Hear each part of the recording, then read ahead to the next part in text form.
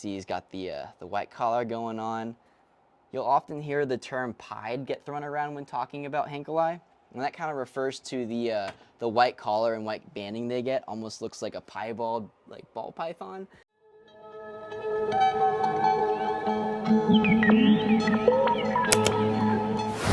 Feels good. All right, what's going on, everybody? Welcome to the MorphMarket YouTube channel. My name's Jack Thompson of Gekkota Culture, Zoom Ed Labs, and today I'm going to give you guys a tour of my gecko tent. Before we even get to the tent, I got some animals to show you. These are my rhino rat snakes. I have them in these, I believe they're 30 by 24 by 36 enclosures. Temperatures in the garage. It gets pretty cold at night out here, but the rhinos love it. They're just waking up from kind of a more of a brumation cycle. Over here we have the Abronia lithochila. This animal is actually from Brian of Sundown Reptiles. Beautiful little captive bred Abronia lithochila. Older animal over here to the right. This is my first one I ever got. These things are absolutely gorgeous, super interactive. They're really fun species to keep if you can give them the right temperatures. All right, now let's get to the meat and potatoes of the operation, I guess. So inside the gecko tent, you can see we have this thing fully decked out with reptiles enclosures. I really like the screen enclosures because they give the animals a lot of ventilation. In here we keep 5 different species of Uroplatus.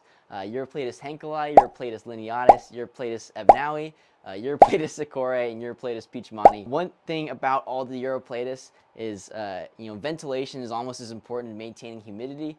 So you can see we got the tent here to kind of help with that.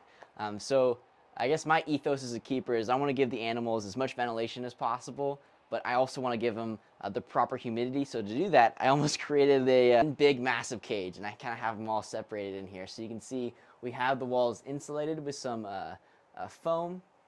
Got all kinds of fans and stuff in here. Got humidifiers, misting systems to keep that humidity in line for them. Uroplatus come from Madagascar, obviously, so they need really good humidity. But one thing about them is they kind of sit in one area throughout the entire day. And if they're sitting on like a wet, soggy piece of wood for 12 hours a day, sometimes it can cause bacteria and weird things to grow. So to kind of mitigate that, I want them sitting on dry surfaces throughout the day, but I want it to be humid as well. So that's kind of why we went with the screen enclosure slash tent idea. So over here we can start. This is my wall of Uroplatus lineatus. And each of these enclosures has a pair. This is a enclosure by Reptile Cages. Houses a pair of lineatus. You can see I've got some bamboo as well as this tropical ginger plant. So these guys are known to be found on bamboo, obviously, but also tropical ginger and I believe traveler's palms. And you can see we've got one. Let's see, who are you? You the female? Yeah, this might be the female. See if we can't wake her up here. Hiding within plain sight is kind of what these things are known for. So it's not something that's going to be hiding in a cork tube where you can't see it at all during the day. These guys are out under the lights, just not moving around a whole ton. Just got our first eggs of the season from these things. I'll show you guys those because they are comically large. So I'm keeping them in these little chambers for now before I figure out how I want to incubate these things for the season. But you can see they're almost, I guess, thumbnail sized, little gumball sized eggs. Comically large. They lay hard-shelled eggs, so one thing about Uroplatus is to incubate them, kind of the trick is to keep the eggs themselves dry, but the air really, really humid. Kind of keeps that eggshell from getting all nasty on you. I guess transitioning over here, we have the 2 Uroplatus peachmani enclosures. In here I have my female, and here is one of the males. These things like to hang out in the cork tubes all day, especially during the winter. During the summer and when it gets a little bit warmer, I noticed that the animals were kind of hanging out on the surfaces a little bit more. They are definitely all tucked up back under a piece of cork right now, so we'll get some out soon and show them in some separate B-roll here. Down here we have the wall of breeder Uroplatus ebnaui. Now these are a great starter Uroplatus. These things come from the northwest part of the island, kind of Nosy Bay, up around there. And these things tend to like it a bit drier than a lot of the other species, or they can tolerate it a bit drier, which makes them great starter Uroplatus. They're really, really hardy, really hard to mess up. I usually spray these things once a night, and I don't really worry about humidity past that. As long as they have access to consistent drinking water, then I really don't worry about them drying out or dehydrating. They're really, really sturdy, really easy to breed. So if you're looking to get into some Eurypletus and maybe don't have a lot of space, this is a great option, just because they are also the smallest species of Eurypletus. You can see one of the males right there. When shopping for these guys, you can always know when you have a male and a female. The males of the species will get spines down their back and are generally a lot spikier in appearance. The females are going to be a lot smoother skinned. It goes for all of Eurypletus is that there's actually, what's really nice about breeding Eurypletus is when you go to sell them, you always know right out of the egg what you have, male versus female. There's little key markers to look at, whether that be color differences or structure differences across the board with all these things. So you can always tell kind of what you have out the egg 90% of the time. And you can see at the bottom of these enclosures, I have a little pile of leaf litter. This kind of tricks them into always laying in one spot, which makes egg collection really, really easy. Ebanawi can lay multiple clutches a month, so when you have that many eggs coming out that frequently, it makes it a lot easier on me to go in and always know where to look for eggs here. Here we have all of my breeder Eurypletus sakurae. These are the mossy leaf-tailed geckos. And with these enclosures, or with these guys, I really like to give them a lot of height. They'll kind of thermoregulate and also regulate their UV exposure based on how high they kind of get to the lights. And you can see one of the females. This is actually my first ever Eurypletus right here. One of the females is hanging out on this branch. I kind of like to match the size of the gecko with the branches, so you'll notice with these guys I give them slightly narrower branches than maybe a Eurypletus henkeli. These guys come from kind of like an intermediate elevation rainforest on the east coast of Madagascar. So with them, it is important to keep them a little bit more humid. So on these guys, I do spray them a little bit more frequently than some of the other stuff I got going on in here. Same trick with the leaf litter, kind of works with most of these species too. So I got that little leaf litter pile right there. Plants I'm using in all these enclosures, these are bird's nest ferns. These are my absolute favorite plant to use with Eurypletus. They're so dang easy. All you gotta do is wash the root base off, cover it in sphagnum moss, and just zip tie it to a piece of wood.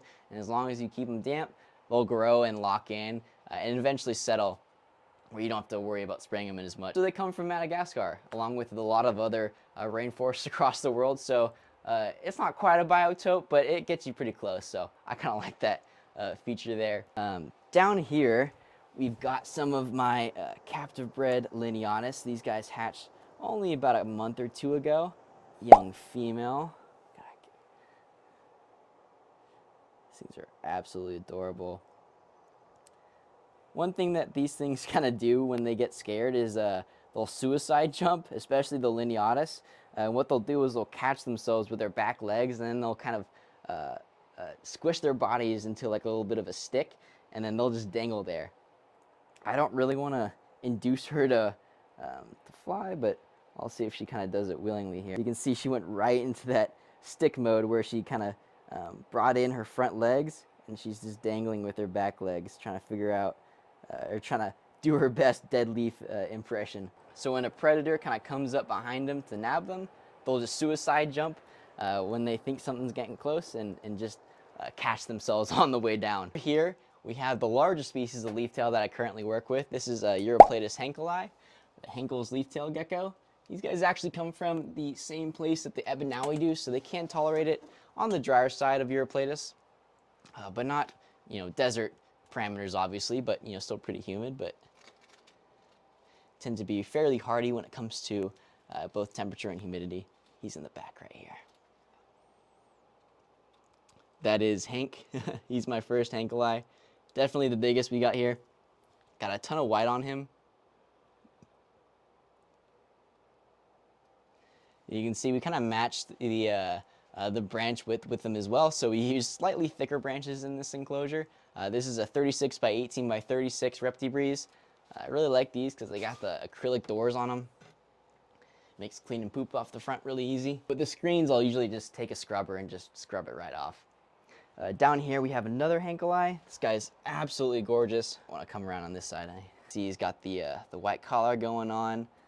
You'll often hear the term pied get thrown around when talking about henkeli, and that kind of refers to the white collar and white banding they get. Almost looks like a piebald, like ball python. It's not like a true pied like gene or morph.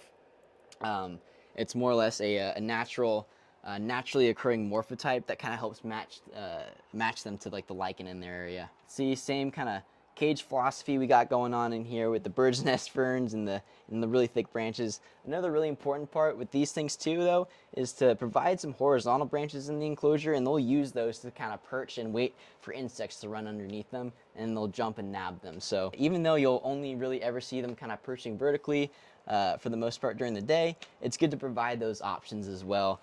Just because at night they do really come alive and start getting super active. And right above those guys, I've actually got the row of baby Europlatus ebanaui. You can take a look at some of these things. They hatch so tiny. This is a little yellow. I believe this is I think this is a female. Yeah, this is a little yellow female. Got really cool banding on her. Or really cool veining, sorry. Ebanaui come in a few different, I guess, color variations.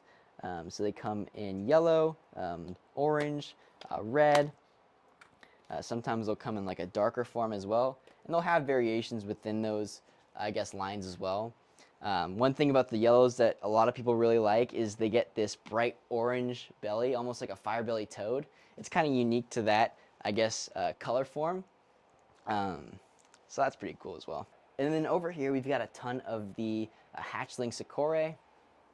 So these all hatched out last year in 2024. This guy right here is by far my favorite of that season. You'll see why here. Just a completely green and white animal here. Absolutely gorgeous. This one was produced by that female we showed earlier in the Sakurae enclosure. Just like the Hanks, some of the Sakurae will get that white color. In the trade, a lot of people call it like a pied, but you know, same thing. It's just more or less a naturally occurring morphotype than a true gene. There's another one that's just got a ton of blue, kind of like a baby blue. Looks just like lichen.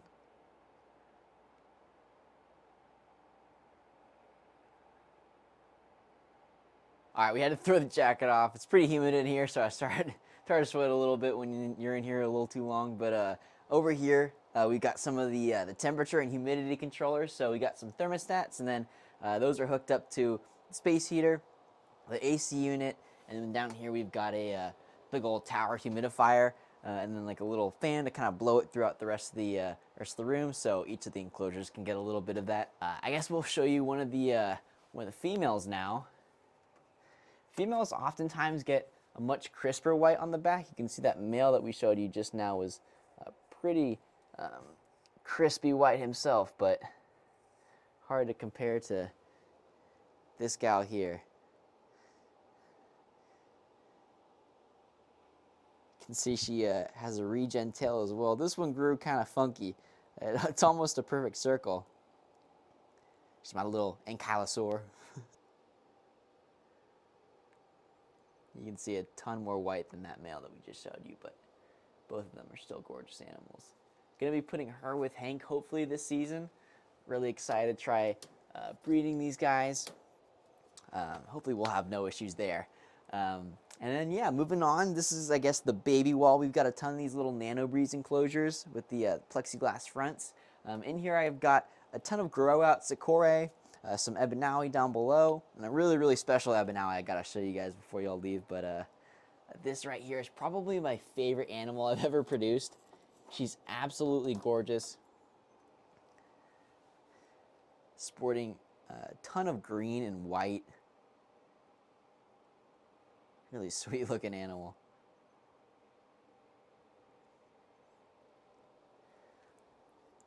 Keeping it simple with the cages, just doing a couple of branches. I do provide UVB for all these animals.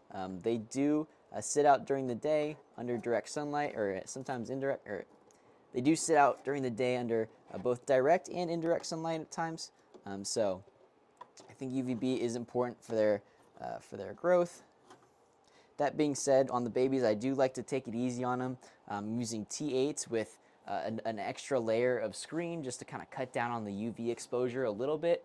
Kind of keeps them from getting sunburn, because what can sometimes happen is, these things are sitting in one place for most of the day, and if that place happens to get a lot of UV exposure, a lot of sunlight, it can actually burn themselves if they're not careful. So to kind of mitigate that issue, I just make sure that they don't get access to a whole ton of UVB. And let's show you guys that Ebonnaui I was talking about earlier. This thing is super special. It comes from my friend Scott Filmenow. He's been working on this line for a really long time. It's a really, really neat project in Ebonnaui. This is the blotched Ebonnaui. This is a female I have growing out here. This thing is absolutely stunning. Looks just like some of Fantasticus you see, with that level of blotching down the back and on the neck. So freaking excited to own this animal. It might be my favorite animal in here, honestly. Really hoping to try and reproduce that trait in the future. Probably going to save that one until 2026 though, just to give her some time. All right, one thing I want to show y'all is the differences between a Sakura and a Hankali, because when they're young, they can actually look quite similar. So you can see with the Hankali on the left, they kind of have a different body structure, different head structure, and the tail is shaped a little bit differently as well. You can see it kind of starts a little bit narrow and then gets a little bit wider towards the end, while the Sakura is kind of a perfect oval.